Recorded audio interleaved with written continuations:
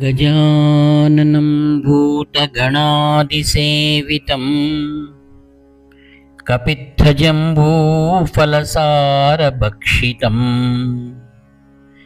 उमासुतं शोकविनाशकारणं नमामि विघ्नेश्वरपादपङ्कजम्। सदाशिवसमारम्भां शङ्कराचार्यमध्यमाम् अस्मदाचार्यपर्यन्तां वन्दे गुरुपरम्पराम्। अपारकरुणासिन्धुं ज्ञानदं शान्तरूपिणं श्रीचन्द्रशेखरगुरुं प्रणमामि मुदान्वहम्। देवे देहे च देशे च भक्त्यारोग्यसुखप्रदं बुधपामरसंसेव्यं तं श्रीजयेन्द्रं नमाम्यहम्। नमामः शङ्करान्वाख्यविजयेन्द्रसरस्वतीं श्रीगुरुं शिष्टमार्गानुनेतारं सन्मतिप्रदम्। श्री सत्यचंद्रशेखरेन्द्र सरस्वती स्वामिने नमः। सर्वमंगलमांगल्ये शिवे सर्वार्थसाधिके शरण्ये त्र्यंबके देवी नारायणि नमोस्तुते। जय नारायणि नमोस्तुते। श्री कांची कामकोटि पीठाधिपतुलु श्री చంద్రశేఖరేంద్ర సరస్వతి మహాస్వాముల వారి దివ్యవాణి దేవుని స్వరం, అందులో మొదటి భాగంలో అనేక విషయాలను మనం వారు పలికినటువంటి అమృతతుల్యమైన పలుకులను మనం విని ఆనందిద్దాం. మనం బ్రహ్మమేనా ప్రశ్న. కాకపోతే ఆదిశంకర భగవత్పాదులు జీవాత్మ పరమాత్మ ఒకటి అంటారు. అంటే ఆయన మనమే బ్రహ్మం అంటారు. హిరణ్యకశిపుడు కూడా నేనే దేవుడిని అన్నాడు. కానీ భగవంతుడు నరసింహావతారంలో వచ్చి అతడిని సంహరించాడు. మరి ఆచార్యులు మనమే బ్రహ్మం అని అంటే అది హిరణ్యకశిపుడు అన్నదానితో ఇది సమానమా? కాదు, కానే కాదు. హిరణ్యకశిపుడు నేను దేవుడిని అంటే అది అహంకారంతో అన్నమాట. నాకంటే భిన్నమైన దేవుడు లేడు అనే అర్థాన్ని ఇస్తుంది. కానీ భగవత్పాదులు అంటున్నది దేవుడు తప్ప ఏదీ లేదు అని కదా. అంటే నేను కూడా దేవుడిని అని. జీవుడు జీవాత్మ తన అహంకారాన్ని వదిలేసి బ్రహ్మంలో కరిగించేసుకుంటే తానే బ్రహ్మంలో అయిపోతాడు. మనం ఇప్పుడు ఉద్ధరణను నీటి వలె కొద్దిపాటి శక్తి కలిగి ఉన్న వాళ్ళం. అనంత శక్తిమంతుడైన భగవంతుడు సముద్రం వంటివాడు. ఈ ఒక్క ఉద్ధరణుడు నీరు కూడా ఆ సముద్రం నుండి వచ్చినదే. ఈ ఉద్ధరణుడు నీరు తాను వేరు అనే అహంకారాన్ని కరిగించుకొని ఆ సముద్రంలో కలిసిపోయి ఒకటిగా అయిపోవాలి. మనం బ్రహ్మం కాకపోయి ఉంటే బ్రహ్మం కన్నా వేరే ఏదో అయి ఉండాలి. అదే నిజమైతే పరమాత్మ కన్నా వేరే ఇతర వస్తువులు ఉన్నాయనే అని అర్థం వస్తుంది. అంటే పరమాత్మ కూడా అనేక ఇతర వస్తువులలో ఒకడుగా ఉండువాడు.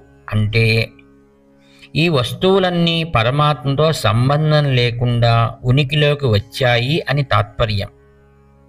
అప్పుడు ఆయనను పరమాత్మ సర్వానికి అధిపతి అనటం అసమంజసమవుతుంది. ఆయన అన్నింటినీ మించి ఉన్నవాడు, ఏకాధిపత్యం ఉన్నవాడు అయితేనే కదా ఆయన పరమాత్మ అవుతాడు. ఆయనే సర్వం అని మనం అన్నప్పుడు మనం తన నుంచి వేరయ్యే అవకాశం ఉన్నదా? అందువల్ల పైకి కనిపిస్తున్నట్టు అహంకారంతో మేమే బ్రహ్మ అంటూ భగవంతుని గొప్పతనాన్ని తక్కువ చేసేది అద్వైతులు కాదు. చాలా వినయంగా జీవుడు భగవంతుడు కాదు, జీవుడు అల్పుడు, భగవంతుడు చాలా గొప్పవాడు అంటూ జీవులు దేవుడి కన్నా వేరు అని నిర్ధారించే వాళ్ళే అసంకల్పితంగా భగవంతుడిని అనేక వస్తువులలో ఒకటిగా చేసి ఆయన గొప్పతనాన్ని తగ్గిస్తున్నవారు. ఒకవేళ ఆయనే సర్వం అంటే మనం కూడా ఆయన అయి ఉండి తీరాలి. సముద్రంలో జలం వంటి ఆయనే నదిలో, చెరువులలో, పెద్ద పాత్రలో, చిన్న గిన్నెలో, ఒక ఉద్ధరణ నీటిలో కూడా ఉంటున్నవాడు. ఆయన తన శక్తిని చిన్న ఆకారాలుగా చేసుకుని తనను తాను వేరువేరు జీవులాగా ప్రకటించుకుంటాడు. దానివల్ల మానవుడు అంటే జీవుడు మంచి చెడులను అనుభవించి ఈ పరిమితులను దాటగల స్థితిని చేరి తన స్వరూపంగా అయిపోగలిగే విధంగా క్రమాన్ని ఏర్పాటు చేశాడు. తాను మనిషిగా మారినప్పుడు మనిషికి మనస్సుని ఇస్తాడు. అది మంచి చెడు కార్యాలలో కలిగించుకునే విధంగా చేసి వాటి పరిణామాలను అనుభవించేటట్టుగా చేస్తాడు.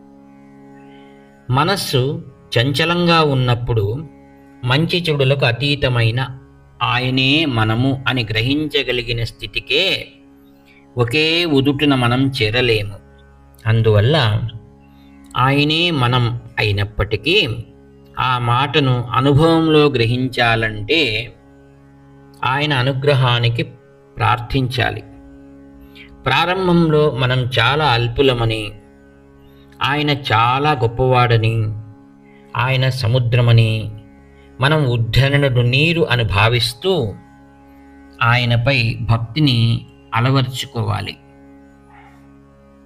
భగవంతుడు ప్రసాదించిన మనస్సే మనకు ఆయనకు మధ్య భేదాన్ని సృష్టించినది. మనస్సు ఒక్కసారిగా నాశనం కాదు కనుక ప్రస్తుత స్థితిలో ఆయన మీద మాత్రమే నిలపటానికై మనస్సును మనం ఉపయోగించుకోవాలి. ఆయన సృష్టించిన మనస్సు కోతి వంటిది. ఆ కోతి శరీరాన్ని పట్టుకుంది. భగవంతుడు ఈ శరీరాన్ని క్షీణమై నశించేదిగా తయారు చేశాడు. మనస్సనే ఈ కోతి క్షీణించే ఫలం మీద ఆశను విడిచిపెట్టాలి. మంచి పండును చూస్తే కోతి తాను పట్టుకున్న కుళ్ళిన పండును వదిలేస్తుంది. మధురమైనది, క్షీణించనిది అయిన పండు పరమాత్మ ఒక్కడే. ఆ పండును పొంది నెమ్మదిగా శరీరం గురించిన స్పృహను మనం విడనాడాలి. ఈ ఉద్దేశం కొరకే భక్తి, పూజ, తీర్థయాత్ర ఇత్యాదులు విధించబడినవి. ఈ సహాయంతో ఇంకా ఎత్తుకు ఎదిగిన కొద్దీ దేహస్పృహ, అహంకారం పూర్తిగా నశించినాయంటే ఆయన పరమాత్మ, మనం జీవాత్మలం అనే తలంపు తొలగిపోతుంది.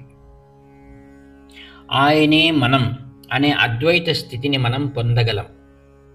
నీవు నాకన్నా, నేను నీకన్నా భిన్నం కాని స్థితిని అరుణగిరినాథర్ ఇట్లా చెప్పాడు. ఆ స్థితిని మనం పొంది అనుభూతి చెందుదముగాక. హరి ఓం తత్సత్. శ్రీ సద్గురు చరణారవిందార్పణమస్తు. హర హర శంకర.